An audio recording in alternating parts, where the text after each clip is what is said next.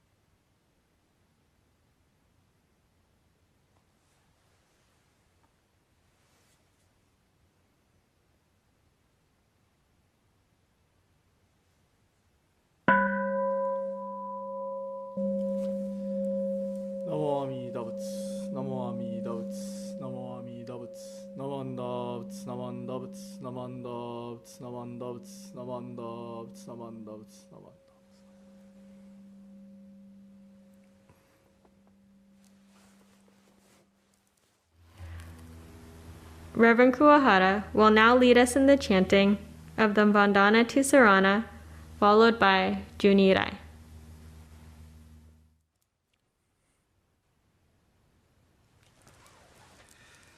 Namandavts, namandavts, namandavts, namandavts, namandavts.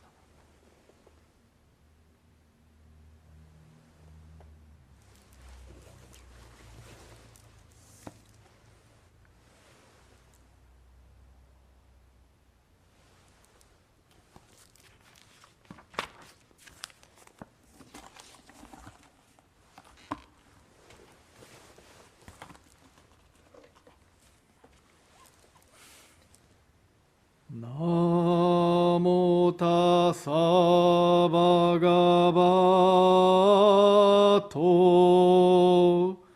arahato samma sambuddhassa.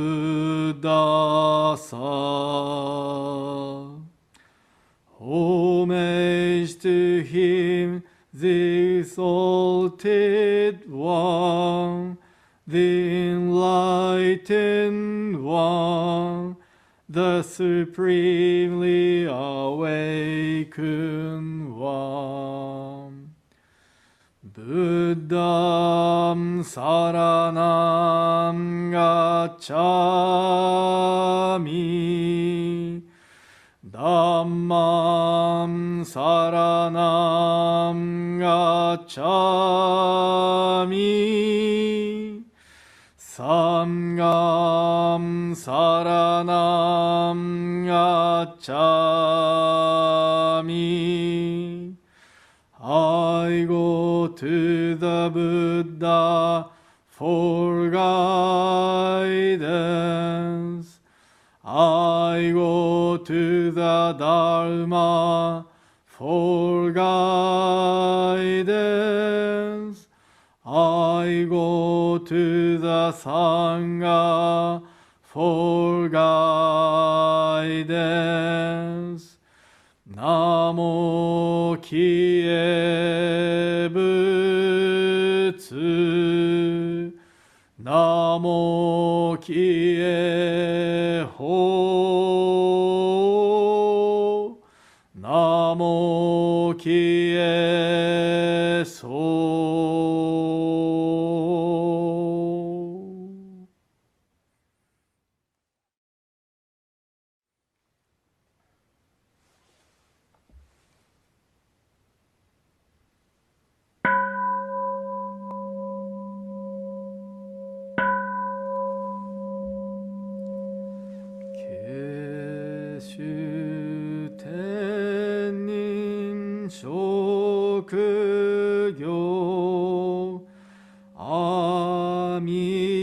だ千両族尊在秘未明安楽国無量武士主意念金色心情如洗脳シャマタ行如造部両目上脈小蓮華古賀将来弥陀尊面前炎上如満願以降有如千日願小如天空くしら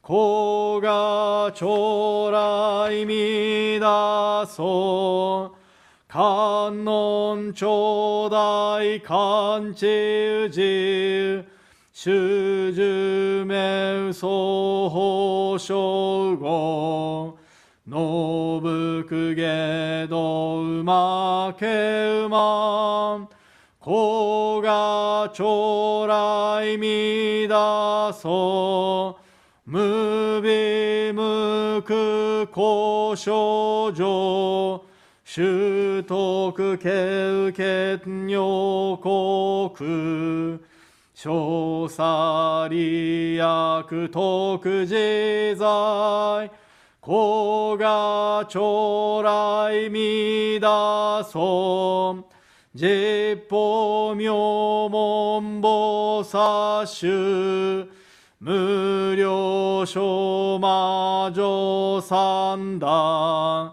一生修上願力自古賀将来弥陀尊根体法華智小華前言少女梅雨大座お膝上如洗脳古賀将来弥陀尊実法将来小仏師権限人図師安楽戦後尊厳上空行古賀将来弥陀尊小無常無我と薬尿水願伝養老一種説法無名寺古賀将来弥陀尊非尊仏説無悪名薬無尿人悪道夫主任死神教平尊古賀将来弥陀尊非尊無量法勉強無少種悪知識往生不退死菩提古賀将来弥陀尊我説非尊功徳寺修善無変如海水小逆前言小上者摂取上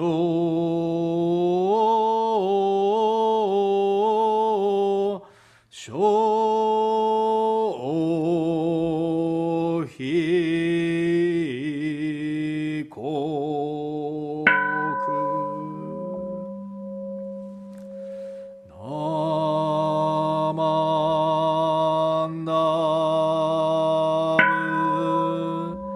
ナマンダブナマンダブナマンダブナマンダブナマンダブ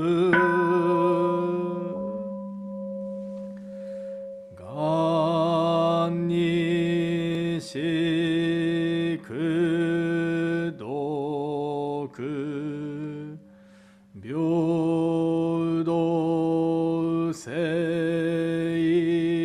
祭道本菩大心往生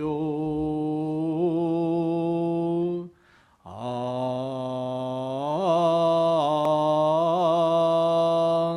楽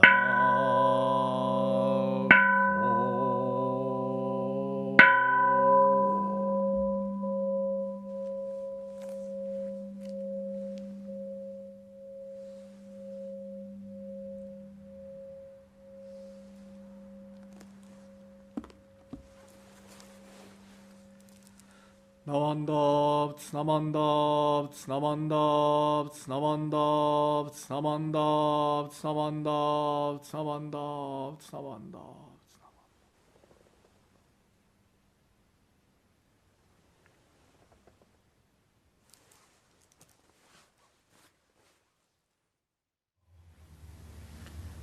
Please join us in singing the Gatha Higan 1 by our music team.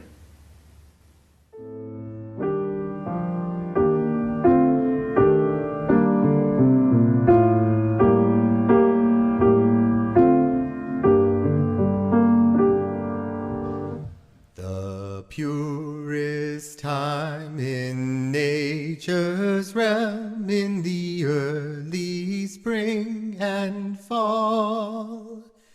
These are the days when hearts of life become one with self and all. In the spring, the gentle breezes, most sustaining way, lifts our longing spirit beyond the toils of life. The purest time in nature's realm, in the early spring and fall. These are the days when hearts of life become one with self and all. The autumn sky, its golden haze, its radiant splendor, tells our searching heart the flow of nature's ways.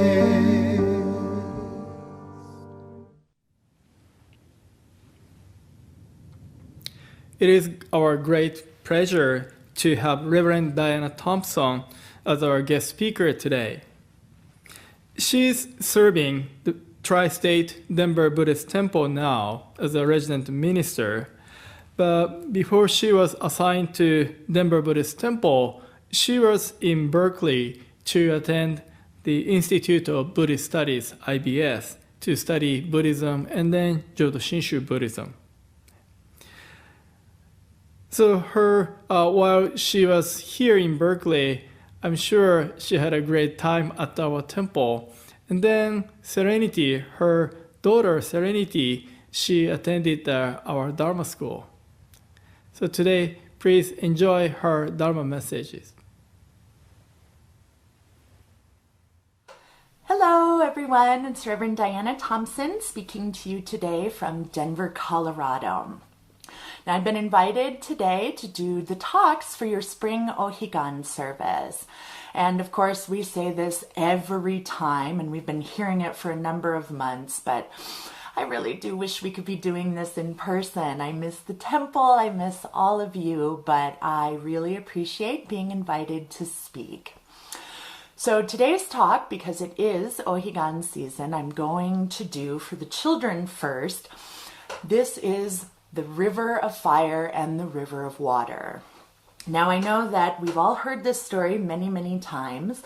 I also have to say that the way that we do this talk in Denver these days, I have to dedicate specifically to Reverend Matsumoto. Now, I know that every year at Ohigan, when he told this story, it would be one where it would be audience participation.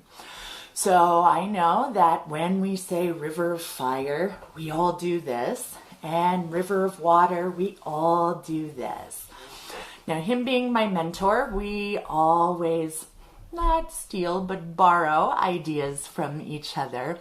But I've expanded it a little bit, so when we do it at Denver, it is still audience participation, but we have props too. But, of course, we can't have the props today since we're not together. However, you can still participate. So when I read the story, still, when I say river of fire, it's this way. River of water, get big water arms. I'm also going to mention that there are beasts and bandits lurking in the woods behind the traveler in this story. Now, when we're at Denver, like I said, we have props. So for this, it would be the beasts and the bugs. And when we mention the bandits, we have our little mustaches. However, I know that we cannot do that today, but again, you can still participate. So when I mention the bugs and the beasts, get really scary and be beast-like. And when I mention the bandits, make sure to put up your mustaches because that way we can all play along. So I will go ahead and read the parable. Suppose there is a traveler journeying toward the west, when suddenly along the way they come upon two rivers, one of fire extending southward and one of water extending north. Each river is 100 paces across, immeasurably deep and endless to the north and south. Dividing the fire and water is a single path 4 or 5 inches wide. This path from the eastern bank to the western bank is 100 paces in length. Billows of water surge over the path and flames sweep up to scorch it. Water and fire thus alternate without break. Now the traveler has already journeyed deep into the vast and solitary wilderness where there is no one to be seen. But bands of bandits, bugs, and wild beasts lurk in these deep, dark woods. And, seeing the traveler alone, they vie with each other to catch the traveler.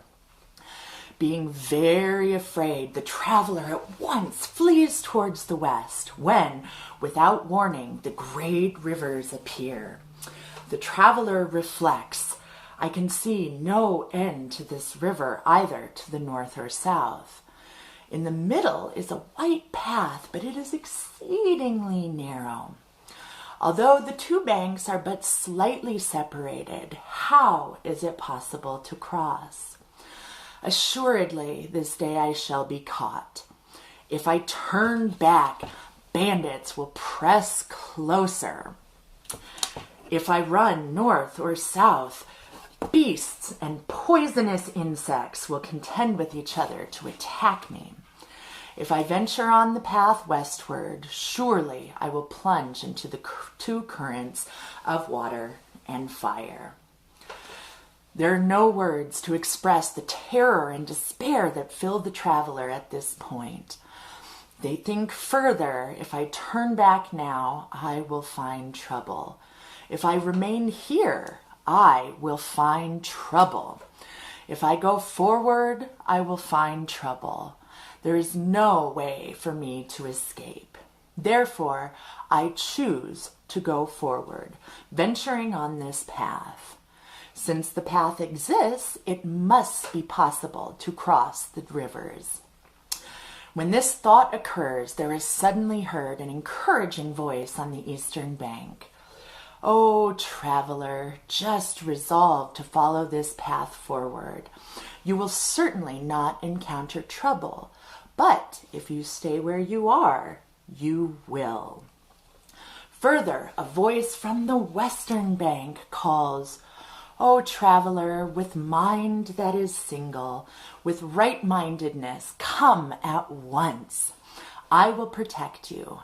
Have no fear of plunging into the rivers of fire and the rivers of water."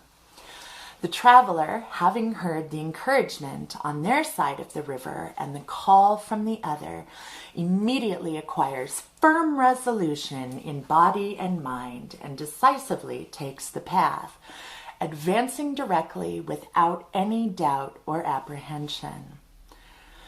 When the traveler has gone but 1 or 2 paces, the bandits, the bugs, and the beasts call, "O traveler, come back. None of us addresses you with evil intent. The path is treacherous and permits no crossing.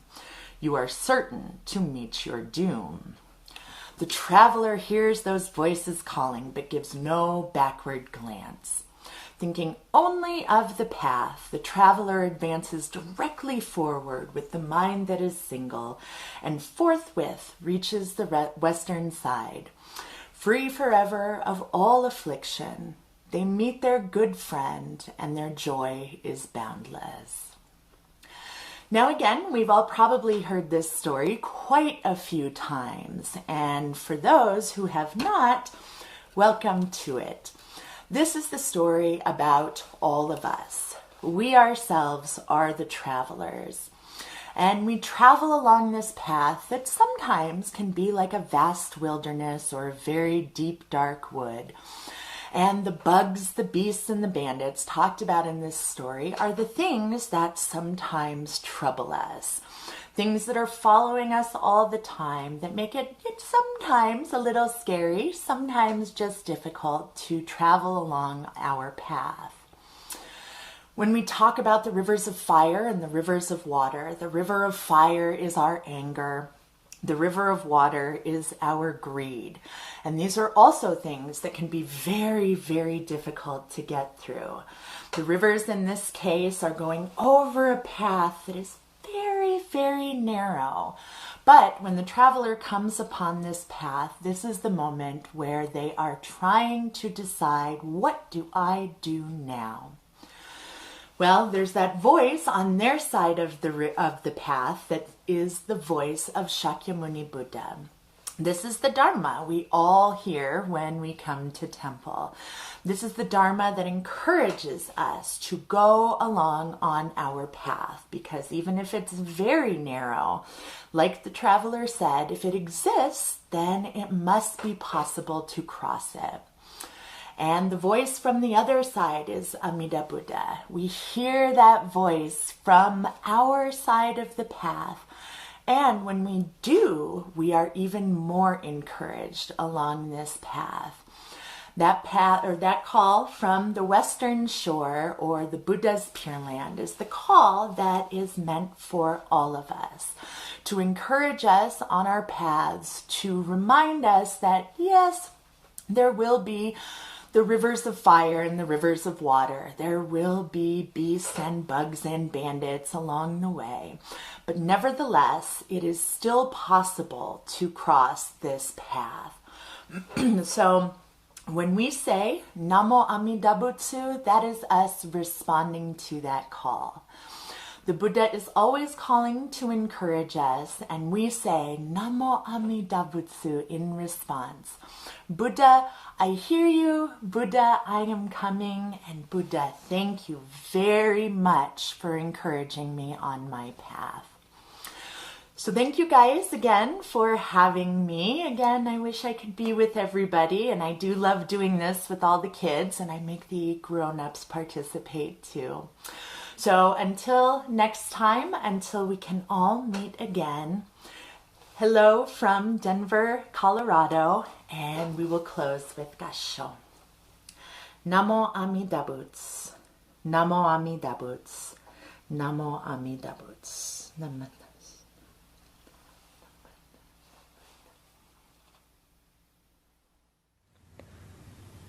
Please join us in reciting the Golden Chain 2. Hi, I'm Lauren. I'm Erin. And I'm Mimi, their mom. Please join us in reciting the Golden Chain 2. I am a link in the Buddha's golden chain of love that stretches around the world. I must keep my link bright and strong. I will try to be kind and gentle to every living thing and protect all who are weaker than myself.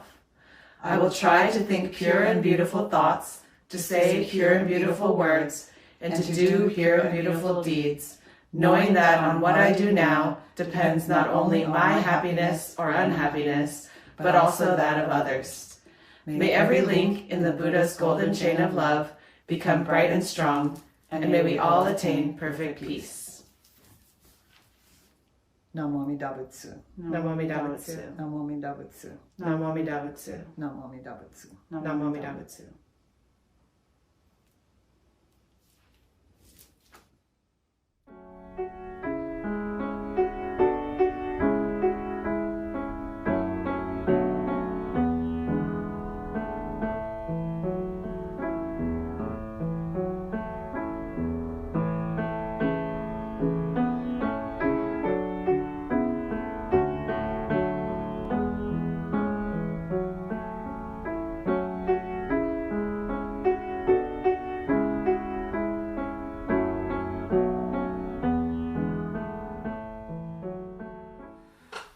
Okay, hello again, everyone. It's now time for the adult service. So thank you once again for having me as your speaker for the Spring Ohigan service.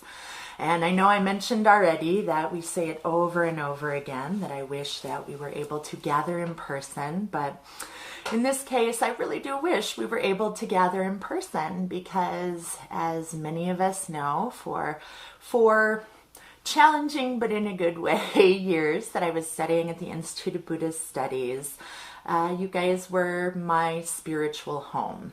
And you were that also for my daughter Serenity, who misses you all just as much.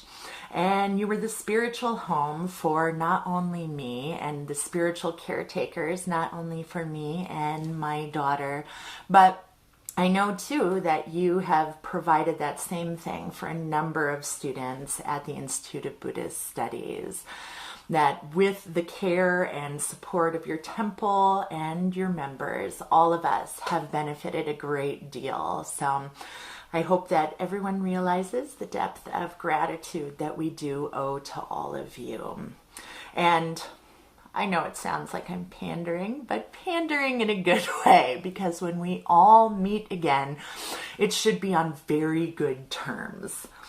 And speaking of all of the caretaking that you all do, it brings me back around to the parable of the White Path, which I just did for all of the kids, and hopefully the grown-ups participated a little bit.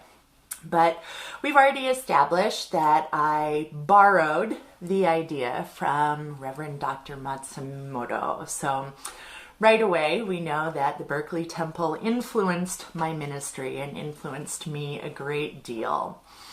And by the way, that play is a lot more fun in person. So maybe fall Ohigan or spring Ohigan of next year, we can all gather and do that one together. I promise I'll bring the props. But also in thinking about the Berkeley Temple and it being a spiritual home for me, because I feel that every time I've gone back, it also made me think of the journey that it took for me to get there. So initially, my decision to go to the Institute of Buddhist Studies was kind of akin to a whim. I was finishing up a bachelor's degree in religious studies, which, I think, though it's not a bad thing, and I will never discourage anybody from getting a degree there, but it's fairly specialized, and in that way, sometimes what you can get would be to teach, to go into the ministry, or potentially work at a Jamba Juice. I don't know. However, at some point, it did occur to me as my final graduation date got closer and closer that maybe I should make a decision on what I wanted to do, and I thought, we'll give this ministry thing a try. I knew people who had gone to school at the Institute of Buddhist Studies, and I had heard good things. So after talking to my minister here in Denver and getting not only letters of recommendation from him, but letters of introduction that were kind of sent ahead of time so that people would know me before I got there, it started more and more to seem like the right thing for me to do. So basically, after several years of floundering in the wilderness, and I won't lie, I was 27 before I got my degree, and this was because I did a lot of floundering. I got partial degrees in anthropology. I was working on a minor in linguistics before I even decided to go into the religious studies program. And though I enjoyed all of them, they could be fairly difficult sometimes. It was hard to decide on what I wanted to do. It was hard to make the decision to pull out more and more student loans, which I'm still paying off, by the way. So kids, if you're out there, really go for the scholarships. No, take as little money out as you possibly can. So again, 27 years old, way older than most of the undergraduates in my class for sure, probably by a good at least 5 years older than most of them. And at that point, my daughter was about 2 years old.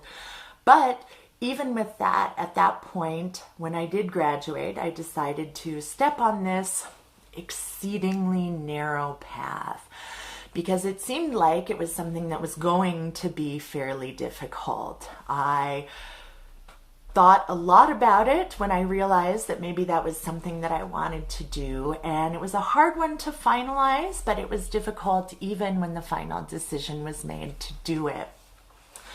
But I packed up Serenity, who was 3 at the time that we moved out to Berkeley, put all of the stuff we possibly could in my, at that time, 97 Geo Metro, and we headed out. And just as an aside, I still have, Reverend Kuahara may remember, because he was one of those that made fun of me for that car, but I had it for several years before it died in Wyoming on the way back home. But in thinking of the parable of the White Path, we have the eastern bank where I am traveling through the wilderness, and I hear way back Reverend Okamoto, who was here at the Denver Temple, my parents who still live in Colorado, and my brothers and sisters. They were that voice from the Eastern Shore encouraging me to go forward, because I was still a little nervous about it. I wasn't sure how it was going to go. I really hadn't made any plans, really, even past just showing up in Berkeley. I had a friend I was staying with for a little while, but no prospects on an apartment or anything at the time. So it was kind of scary. But at the same time, I had that voice from the Western Shore, which literally the Western Shore. I had the prospect of getting to further my education, my religious studies education specifically. It was a completely new place to me, and I do love to travel, and I did like living around the country when I was younger, which is another reason I didn't finish my degree for a while, but I could feel that pull. And I may not have known a lot of people out there, but the lure of going to graduate school and getting to do something with my degree was something that was calling me from that Western Shore. Now, when we talk about the beasts and the bandits and the bugs that are always with us, those were certainly there. I had doubts the whole way, and it definitely was my own doubts. Now, it took me a couple of days to drive from Denver to Berkeley, and the reason for that is that I went through the southern route because I knew people in New Mexico, I knew people in Southern California, and I figured the best way to do it was to be fairly close as I could to people I knew, just in case something happened.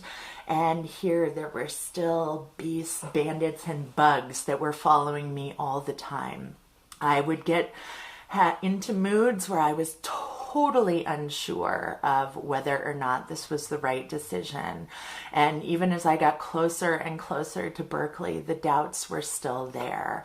I was unsure of whether this was actually going to work out, if I would be there for a week and decide that maybe I needed to pack up and go home, because to me, all of those things, the beasts, bugs, and bandits roaming around in my head, were telling me that maybe you should go back. Things are easier back home. You know people, you know where to look for homes and for jobs and things like that. And it might be easier than trying to travel with a 3-year-old to an unknown place, an unknown school, and where you know very few people. So through the whole journey, even though it was nice to see the people I knew, and there was a part of me that was kind of excited, the beasts, bugs, and bandits were constantly there, just out of sight, but still nagging at me constantly. So that fear that I felt, it definitely was in the parable of the white path. Those doubts that are always plaguing us. Even if you're sure that something is the right path or the right way to do things, we will always have those doubts. And as for the anger and the greed, maybe not quite so much.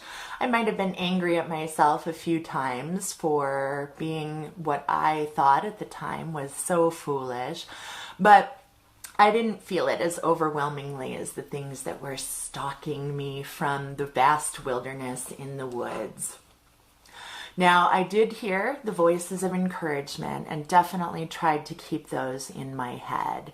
Even though at times I thought it would be easier to go home, I also heard once again those voices from the Eastern Shore. The voices of professors, the voices of my minister at my home temple, the voices of my parents and my siblings, reminding me that this was a good thing, that no matter what, things would be okay, and that even if I had a little bit of a hard time, they would be there supporting me all the time, just like the voice of Shakyamuni Buddha from the Eastern Shore in that parable. And again, I heard that call from Berkeley itself, and it may not have been a direct call from somebody specific, but it was the lure of something new, the lure of something interesting, and the lure of something that might expand my world a little bit, might help me learn more, might help me do more. And so even though I had doubts, and even though I was still wanting to go home a little bit, even 2 days into the journey, I kept on because I heard that call and followed it. So eventually I hear these voices calling, I feel this lure, and I gave no backwards glance. I kept moving forward, and maybe just a few steps at a time. I mean, I was there for 4 years, so it took me a little longer, I'm sure, than some of the other graduate students. But as long as I thought single-mindedly of the path, thinking only of the path, she advanced directly forward. I had the mind that was single, and forthwith I reached the western shore. And though maybe not free forever from all afflictions, because it is hard to have a kid in preschool and trying to get a graduate degree and working several jobs, which I was at the time. However, I did meet my good friends. I met so many people that I am still in touch with, students, ministers, and Sangha members alike. People that when we see each other, it really is a joyous occasion. And my joy because of that is indeed boundless. Because not only did I meet my good friends as people, but because I was studying Jodo Shinshu and because I was working to become a minister, even though I grew up in the temple, even though I'd been with them for, at that point, 27 years, I still feel that I had not truly met my good friend Amida Buddha. I had heard lots of Dharma talks, I had sung all the songs and gone to Dharma school, but I still didn't truly think that I had met the Buddha.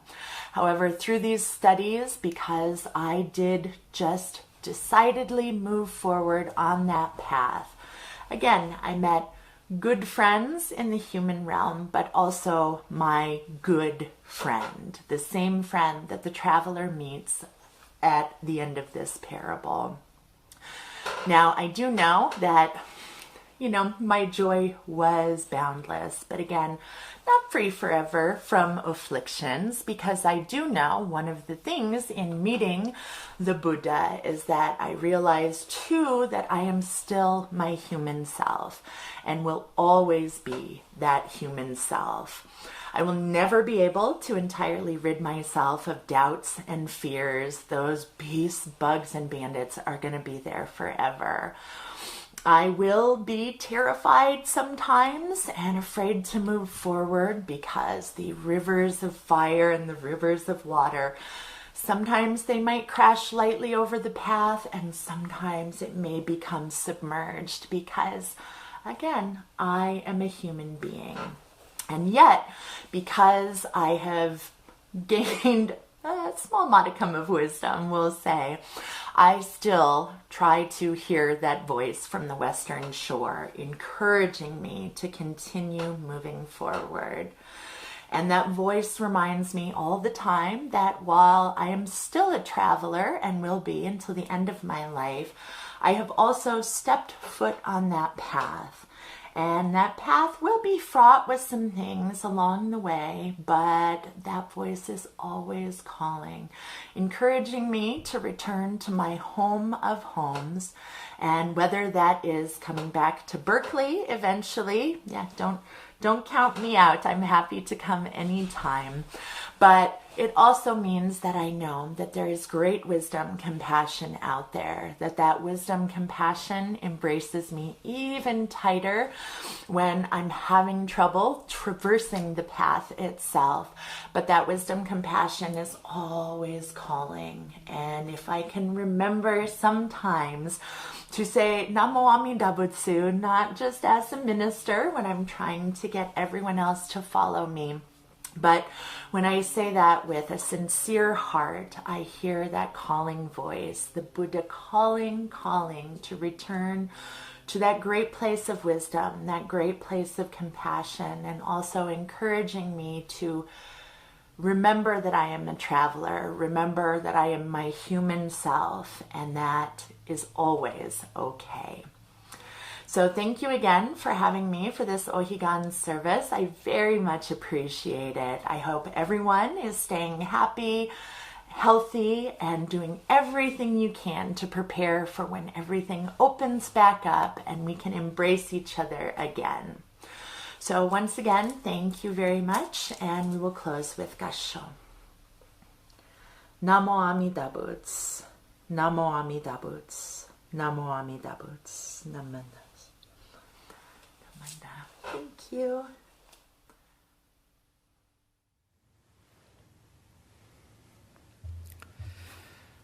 I'd like to say thank you to all those who have made today's service possible. First of all, I'd like to say thank you to Reverend Diana Thompson. Thank you, Sensei, for your wonderful messages. ありがとうございました. Thank you, Diana Sensei. I will invite you again. Then, thank you, Tara, for being a chairperson today. Thank you very much, Tara. ありがとうございました. And then thank you, Bradley and Myron, for your help during today's online service. Thank you very much. And then thank you, John, for monitoring the chat room on the YouTube channel. ありがとうございます.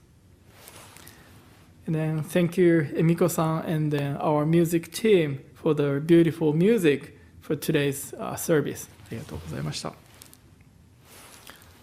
And then thank you everyone for joining today's service. ありがとうございました. Thank you very much. So now announcements are on the screen. If you have a chance, please join or attend them.